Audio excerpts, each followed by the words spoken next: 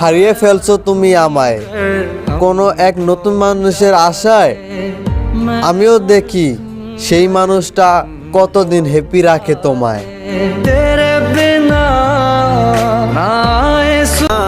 মানুষ নিজের প্রয়োজনেই কাছে আসে, বিনা প্রয়োজনে তো কেউ কাউকে মনে রাখে না।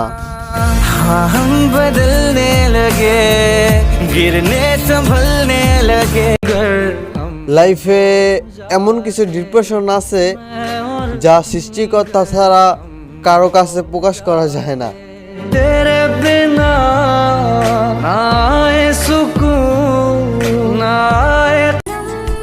বেঈমান মায়াবতীর চোখে পুরাই মায়ায় ভরা ছিল, কিন্তু আফসোস কখনো বুঝতেই পারি নাই তার ভিতরটা ছলনাময়ী ভরা ছিল।